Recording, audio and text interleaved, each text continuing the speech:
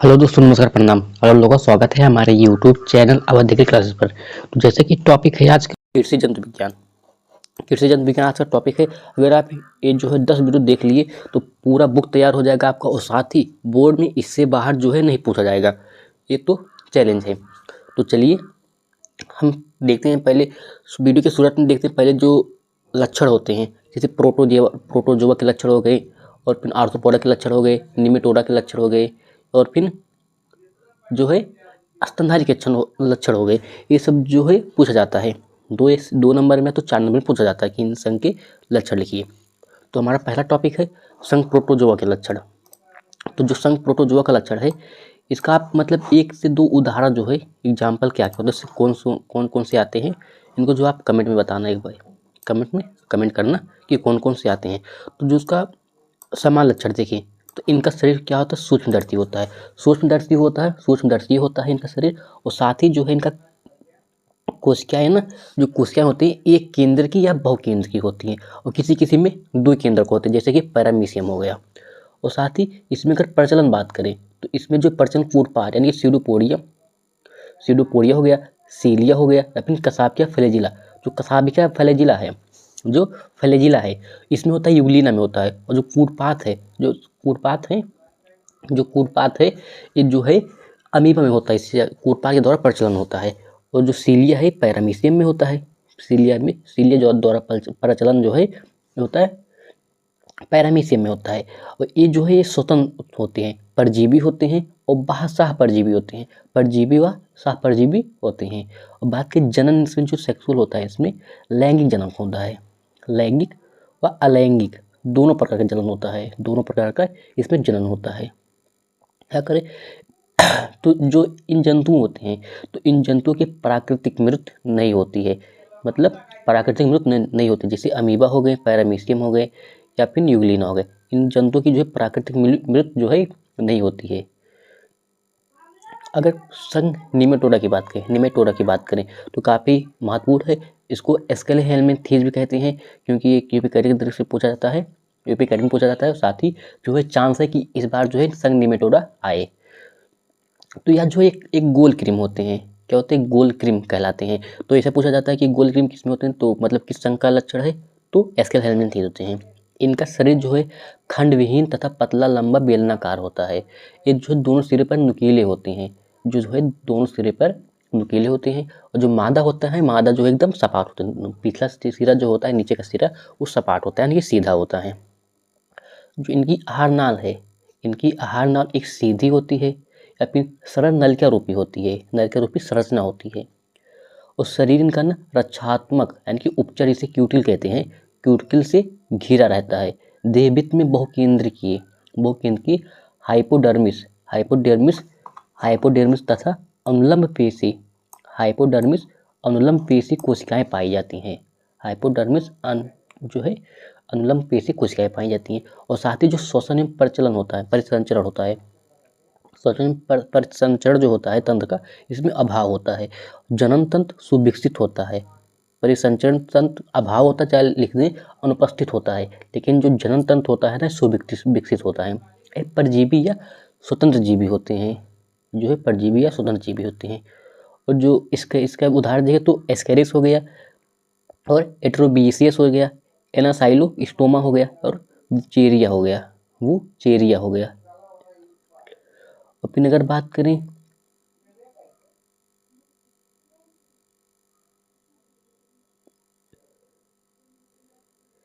ये किसका यार,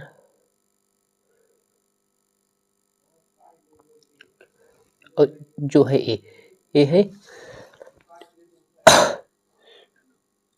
एनिलीडा का, ये है एनिलीडा का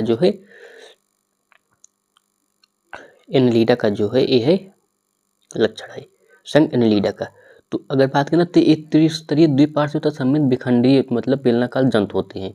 ये जो है ना परगुही होते हैं, क्या परगुही यानी परगुही होते हैं। आहार नाल सीधी तथा सरल नलिकाकार होती है। अगर छोर पर मुख तथा अंतिम छोर पर गुदा होते हैं, एनस होते हैं इसमें।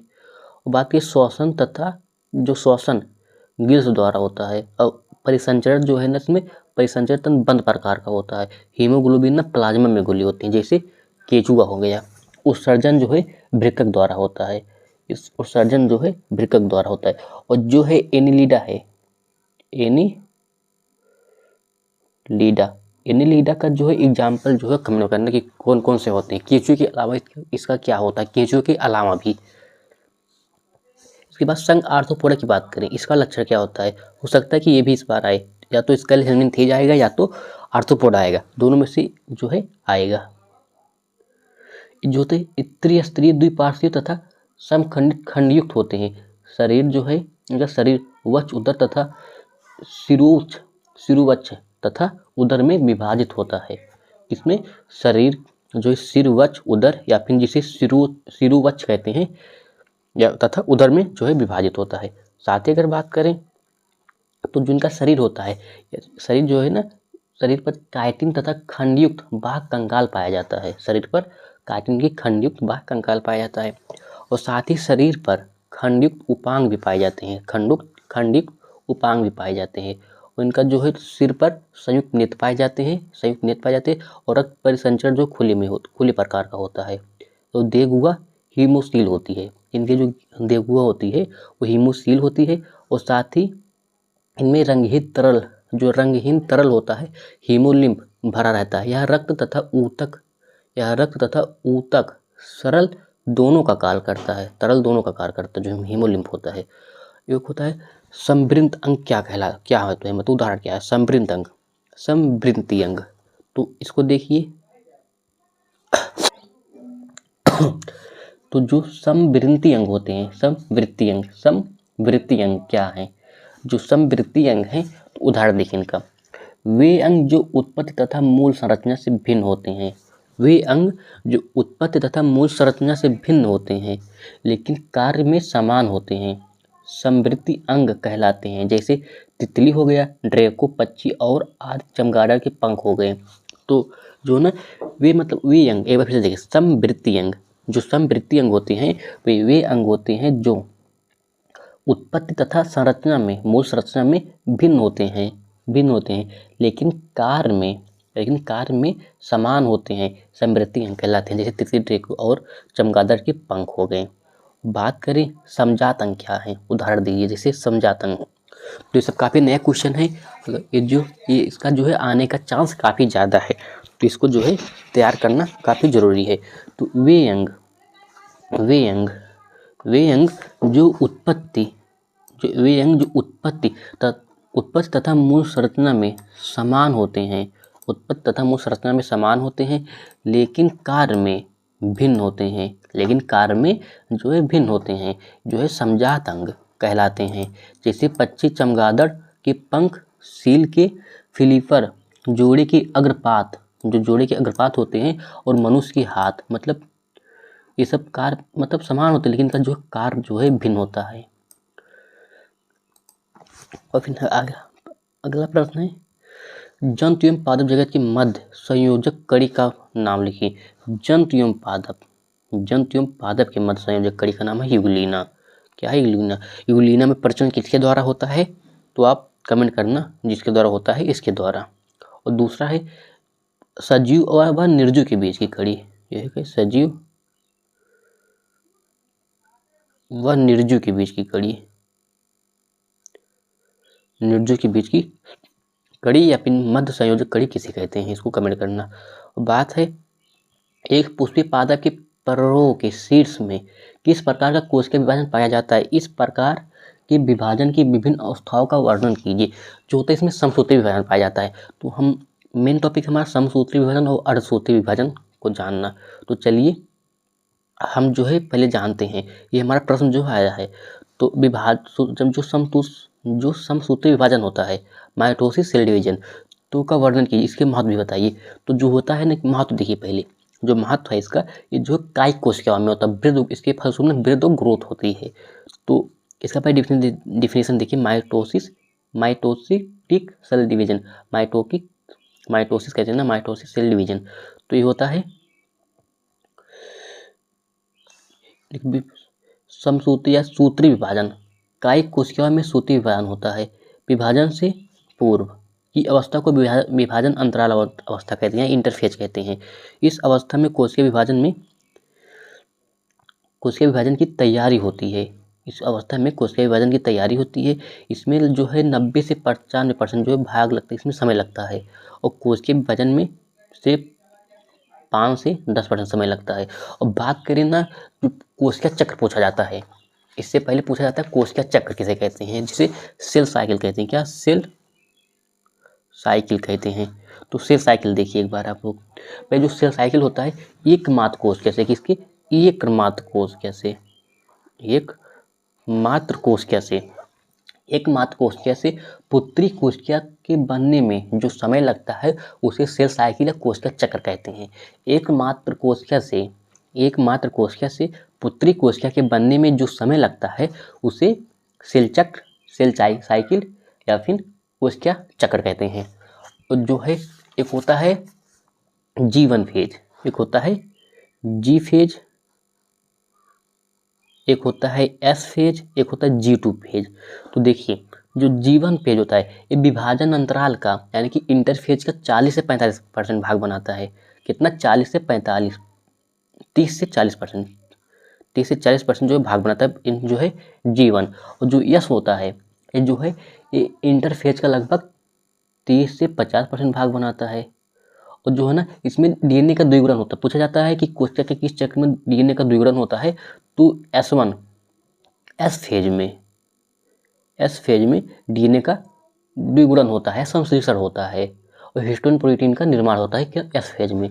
उसके बाद आता है G2 जो है G2, तो यह ना विभाजन अंतराल का जोन जो है 10 से 20% भागी बनाता है। और जो यस है वो 30 से 50% बनाता है। और जो G1 है ये जो है 30 से 40% भाग बनाता है इंटरफेज का विभाजन अंतराल का। और जो G2 होता है इसमें जो है ना इसमें आरएनए व प्रोटीन का संश्लेषण होता है, प्रोटीन का संश्लेषण। इसमें डीएनए का संश्लेषण नहीं होता, डीएनए का संश्लेषण इस अवस्था में होता है। और जो अगर पूछा था कोशिका का सही क्रम क्या है, तो ऐसा पूछा था कोशिका का जो है सही क्रम क्या है, सेल साइकिल का सही क्रम। तो पहले होता है एस होता है, मतलब जी होता है, फिर एस होता है, फिर G2, फिर एम, ये होता है कोशिका का सही क्रम होता है। तो इसके बाद अगर बात करें हम समसूत्री विभाजन देख रहे हैं, तो पूछा जाता है समसूत्री विभाजन में एक मात्र कोशिका से जो है कितनी कोशिकाएं बनती हैं, कितनी पुत्री कोशिकाएं बनती हैं। तो कितनी बनती? 2 पुत्री कोशिकाएं बनती हैं, पुत्री कोशिकाएं बनती हैं। और गुणसूत्रों की संख्या जो इसमें समान रहती हैं, पुत्री कोशिकाएं बनती हैं, साथ ही गुणसूत्रों की संख्या समान रहती है। और बात करें इसकी खोज किसने की थी, जो सूत्री विभाजन है इसकी खोज किसने की थी, तो जो सूत्री विभाजन है इसका खोज की थी फ्लेमिंग ने। किसने किया था? फ्लेमिंग ने। सूत्री विभाजन की खोज किसने किया था? फ्लेमिंग ने किया था, फ्लेमिंग ने किया था। और बात करें तो समसूत्री विभाजन के समय ना विभाजन में जो केंद्र होती है ना कोशिका द्रव का विभाजन एक बार होता है। जो समसूत्री विभाजन में सबसे इम्पोर्टेंट बात है, जो समसूत्री विभाजन होता है कोशिका विभाजन ना केंद्रक एक बार, कोशिका द्रव का विभाजन एक बार होता है। कोशिका और केंद्र द्रव का विभाजन जो है एक बार होता है, एक बार होता है। दोनों का कोशिका द्रव और केंद्र का विभाजन जो है एक ही बार होता है। और जो तो हम बात करें समसूत्री विभाजन इसके प्रमुख अवस्थाओं का, तो इसके प्रमुख अवस्था क्या है? पहले प्रोफेज, पूर्व अवस्था, जो है प्रोफेज है पूर्व अवस्था। तो इसमें जो है ना क्रोमैटिन जाल होते हैं गुणसूत्रों में बढ़ जाते हैं। जो क्रोमैटिन जाल होते हैं गुणसूत्रों में बढ़ जाते हैं और गुणसूत्र अस्पष्ट होने लगते हैं। प्रत्येक गुणसूत्र 2 क्रोमैटिड से बना होता है। दोनों क्रोमैटिड सेंट्रोमियर द्वारा जुड़े होते हैं, दोनों क्रोमैटिड सेंट्रोमियर द्वारा जुड़े रहते हैं। और अगला पॉइंट बात की जो केंद्रक कला केंद्रिका जो है धीरे धीरे गायब हो जाती है। जो केंद्रक कला होती है और केंद्रिका जो है धीरे धीरे गायब हो जाती है।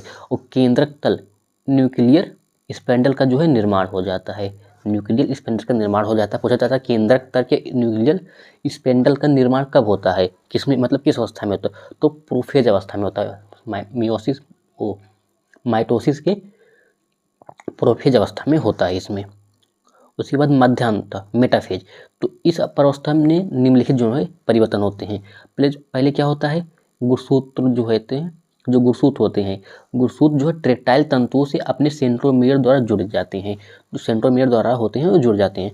सेंट्रोमियर दो भाग में बढ़ जाता है, जो सेंट्रोमियर होता है दो भागों में बढ़ जाता है, और गुरसूत जो है स्पेंडल की ओर मध्य रेखा पर जो है उपस्थित हो जाते, व्यवस्थित हो जाते हैं। जो क्रोमोसोम की दोनों क्रोमैटिड के बीच का जो प्रतिकर्षण होता है उत्पन्न हो जाता है दोनों के बीच। बात करें पश्चावस्था जिसे एनाफेज कहते हैं, तो एनाफेज सबसे छोटी अवस्था है। सबसे पहली बात, एक सबसे छोटी अवस्था है। तो प्रत्येक गुरसूत के दोनों जो क्रोमैटिड ट्रेक्टाइल तंतुओं के सिकुड़ने से ना विपरीत ध्रुव पर जो है विपरीत ध्रुव की ओर खींचने लगते हैं, और साथ ही सेंट्रोमियर वाला भाग, जो सेंट्रोमियर वाला भाग होता है विपरीत ध्रुव की ओर पहले खिसकता है। फिर अंत्यावस्था या एनाफेज, टेलोफेज।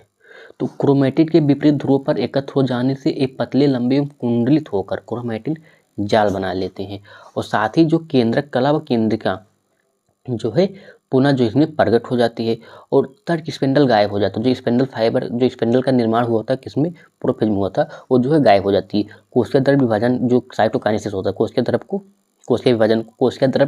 का विभाजन क्या कहते हैं, साइटोकाइनेसिस होता है। जो साइटोकाइनेसिस जो है केंद्रीय विभाजन के पश्चात कोशिका द्रव का विभाजन होता है। इसके बाद पादप कोशिका का कोशिका द्रव जो है ना कोशिका पटलिका या सेल प्लेट द्वारा, और जंत कोशिका में जो है ये होती है कोशिका द्रव मतलब खांच पीढ़ी द्वारा होती है। मुख्य अंतर ये है, जो अगर यह विभाजन जो है समसूत्री विभाजन जो है पूछा जा रहा है, नहीं, अगर समसूत्री विभाजन जो है पादप में हो रहा है, तो जो कोशिका द्रव का विभाजन होता है, अगर पादप में हो रहा है तो जो कोशिका द्रव का जो विभाजन होता है वो सेल प्लेट द्वारा होगा। किससे, सेल प्लेट द्वारा होगा। अगर यही विभाजन जो है जंत कोशिका में हो रहा है तो जो है खांच विधि द्वारा जो है बढ़ता है। इसके फलस्वरूप दो पुत्री कोशिकाएं बन जाती हैं। काफ़ी कन्फ्यूजन होते हैं, जो मतलब कोशिकाएं कितनी बनती हैं, जो सम में जो है जो समसूत्री विभाजन है दो पुत्री कोशिकाएं बनती हैं, और जो अर्धसूत्री विभाजन होता है उसमें जो है चार पुत्री कोशिकाएं बनती हैं। जैसे कि 2NA है, 2N से जो है पहले दो कोशिकाएं बनेंगी, ये हो जाएंगी AN, अगुणित होती हैं, हैप्लॉइड कहते हैं। तो इनके बाद जो है विभाजन करके दो कोशिकाएं बनाती हैं, दो कोशिकाएं, तो जो है चार कोशिकाएं बनती हैं इसमें। तो अर्धसूत्री विभाजन देखते हैं पहले हम। तो पहले हम देखते हैं कि जो ये अर्धसूत्री विभाजन होता है ये जनन कोशिकाओं में होता है। किसमें होता है, जनन कोशिकाओं में होता है। और इसमें जो है इसका जो है खोज किसने किया था, जो अर्धसूत्री विभाजन का खोज किसने किया था, तो फार्मर व मुरे ने किए थे। किसने, मुरे। कब किए थे, 1905 में, फार्मर व मुरे ने। अगला पॉइंट देखें तो या द्विगुणित होता है, जनन कोशिकाओं में होता है। फिर जनन कोशिकाओं में तो मियोसिस जो है, मतलब मियोसिस जो सेल डिवीजन में केंद्र का विभाजन दो बार होता है। जो मियोसिस का उसमें जो है समसूत्री विभाजन में केंद्र का विभाजन एक बार होता है, इसमें केंद्र का विभाजन दो बार होता है। ये मतलब जो कोशिका द्रव का होता है वो कोशिका द्रव का विभाजन एक बार होता है। वो अर्धसूत्री विभाजन में ना मात्र कोशिका से बने जो बनी गुरसूत की संख्या होती है ना, जो मात्र कोशिका में जो गुरसूत की संख्या होती है ना, वो जो है मात्र कोशिका से जो है आधी हो जाती हैं। ऐसा देखिए, जो अर्धसूत्री विभाजन में जो मात्र कोशिका होती हैं तो उनसे गुरसूत्र की संख्या कितनी हो जाती है, आधी हो जाती है। कितनी हो जाती है, आधी हो जाती हैं। तो जब जैसे कि मनुष्य में जब कितना होता है गुरसूत्र, 46 होता है, तो 23 जो है नर का रहेगा, 23 मादा का रहेगा, तो दोनों विभाजन करके 46 गुरसूत्र जो है बना लेती हैं, और ये जो है जनन कोशिकाओं में होता है। और जो युग्मक बनते हैं, ऐसे कैटेगरी में पूछा जाता है, जो युग्मक बनते हैं, जो युग्मक बनते हैं ये मियोसिस सेल डिवीजन के कारण बनते हैं। मियोसिस सेल डिवीजन होता है, और युग्मक बनने की क्रिया को युग्मक जनन कहते हैं। और बात करें तो अर्धसूत्री विभाजन की क्रिया, तो पहले ना ये जो है दो चरणों में जो है पूरी होती है। पहले एक कैरियोकाइनेसिस, एक साइटोकाइनेसिस। जो कैरियोकाइनेसिस होता है यानी केंद्र का विभाजन, तो ये जो दो बार होता है। एक मियोसिस फर्स्ट, एक मियोसिस या अर्धसूत्री विभाजन सेकेंड, दो बार होता है। तो चलिए पहले देखते हैं, इन दोनों को देखते हैं। और जो युग्मक होते हैं वो अगुणित यानी कि हैप्लॉइड यानी कि क्योंकि उसमें आधे हो जाते हैं ना।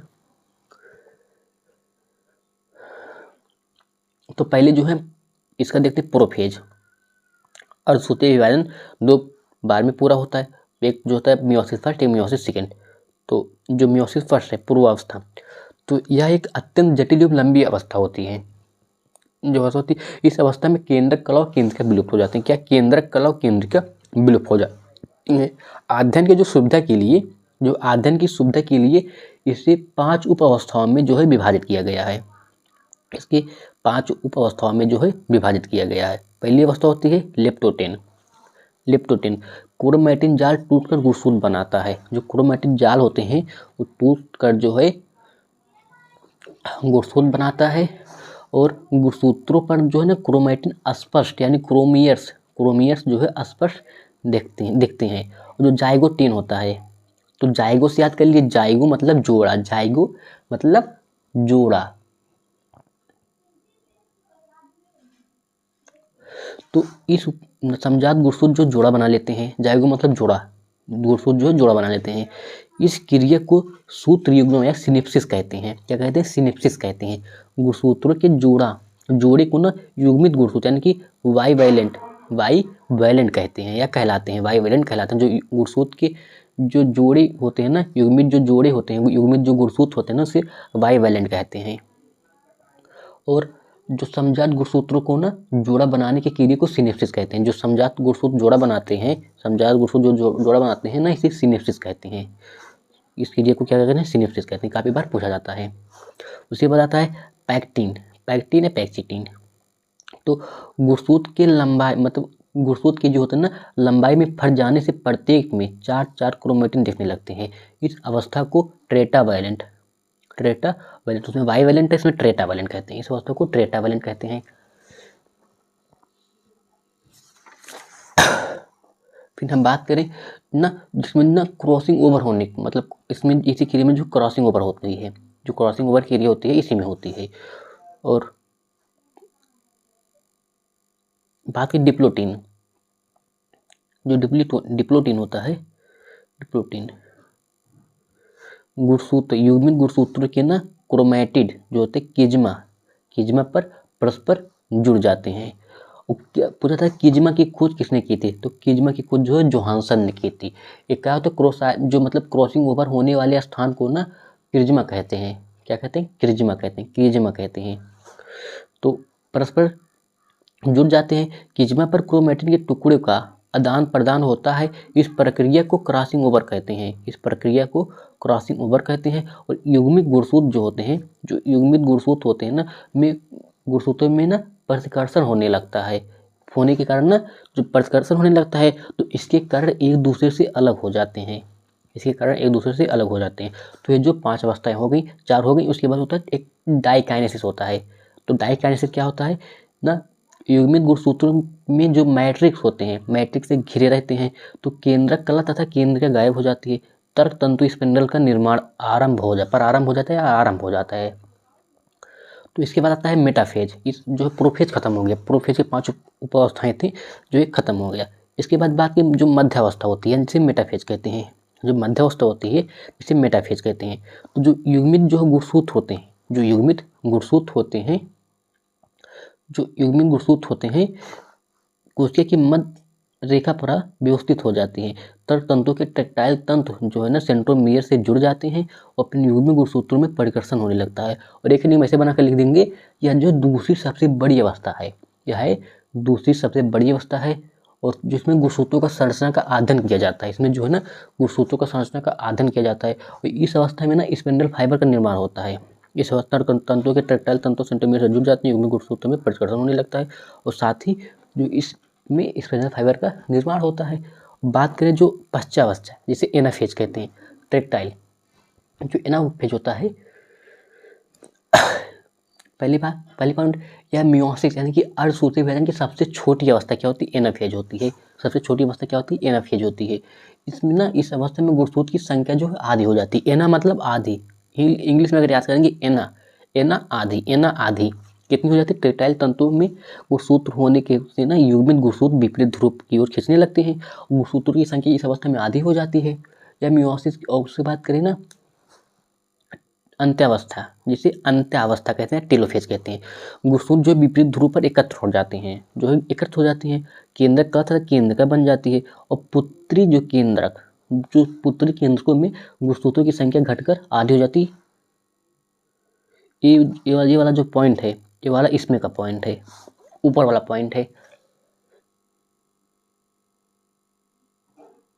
इसमें से पुत्री कोश मतलब पुत्री कोशिका का निर्माण होता है। जो गुणसूत्र पुत्री केंद्रकों में गुणसूत्रों की संख्या घटकर आधी हो जाती है।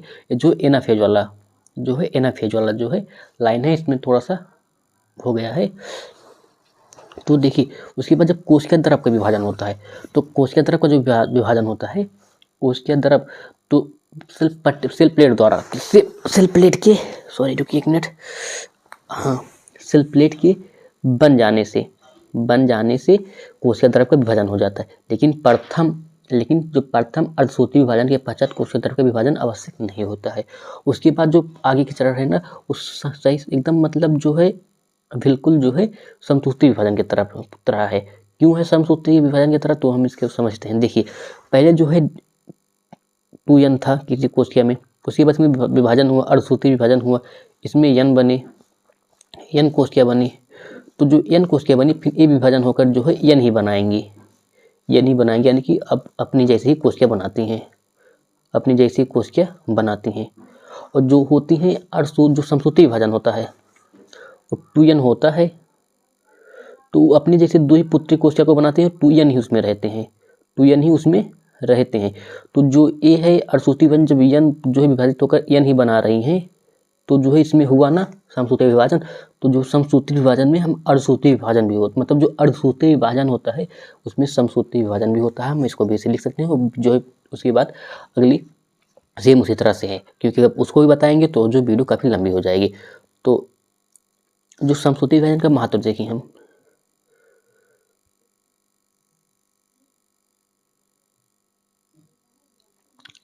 समसूत्री विभाजन का महत्व देखें हम, तो जो समसूत्री विभाजन का महत्व होता है, जो एक कोशिकीय तथा सरल कोशिकीय जीवधारियों में समसूत्री विभाजन द्वारा अलैंगिक जनन होता है। उसमें अलैंगिक जनन होता है समसूत्री विभाजन द्वारा, जैसे अमीबा हो गया, पैरामीशियम हो गया, इन सब में जो है यही विभाजन होता है। शरीर की वृद्धि, मरम्मत तथा पुनरुद्भवन प्रक्रिया द्वारा समसूत्री विभाजन द्वारा ही होता है। जो प्रक्रिया होती है ना, समसूत्री विभाजन द्वारा ही होती है। और विभाजन के कारण संतत कोशिकाओं में गुणसूत्रों की संख्या जो है संरचना बनी रहती है। संतत कोशिकाएं होती हैं आनुवांशिक लक्षणों में मात्र कोशिका के समान होती हैं, जो मात्र कोशिका होती है उसके समान होती हैं। बात की अमीबा में पाचन, जो अमीबा में पाचन काफ़ी बार पूछा जाता है, तो इसको हम देखते हैं। तो वीडियो हो गई 28 मिनट की, तो चाहे जो है इस टॉपिक को देख लेते हैं, उसके बाद अगला टॉपिक जो अपलोड करेंगे, क्योंकि नहीं तो जो है वीडियो काफ़ी लंबी हो जा रही है। तो देखिए जो भोजन होता है, भोजन पहले रिक्तिका में पहले जो है अम्लीय फिर क्षारीय माध्यम में जो है भोजन का पाचन होता है, काफ़ी बार पूछा जाता है। जो अमीबा होता है ना, उसमें भोजन लेने की क्रिया क्या होती है, और जो है भोजन ग्रहण करने की प्रक्रिया क्या कहते हैं, हैलोजोइक होता है। नहीं, अमीबा जो है एक हैलोजोइक प्राणी है, हैलोजोइक प्राणी है, हैलोजोइक होता है। अमीबा में अंतःकोशिकीय पाचन होता है। जो अमीबा होता है इसमें अंतःकोशिकीय पाचन होता है। साथ ही एंजाइम द्वारा प्रोटीन, शर्करा तथा वसा का पाचन होता है, लेकिन मंड या स्टार्च का पाचन जो है अमीबा में नहीं होता है। मंड या स्टार्च का पाचन जो है अमीबा में नहीं होता है। अमीबा में विखंडन, एक काफ़ी बार टिप्पणी लिखने के लिए आता है। अमीबा में विखंडन या बाइनरी फ्यूजन जो कब होता है, तो यह जो है ना, जो अमीबा में विखंडन या द्विविखंडन या फिर बाइनरी फ्यूजन होता है, तो ये अनुकूल वातावरण में होता है। किसमें होता है, अनुकूल वातावरण में होता है।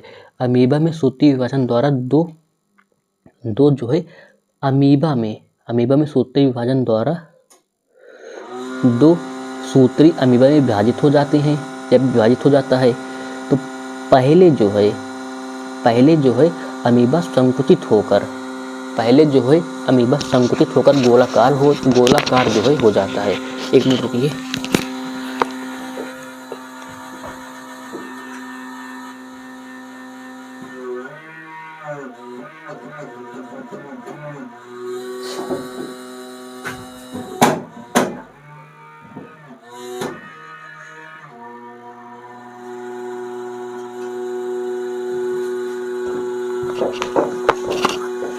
चलिए देखते हैं।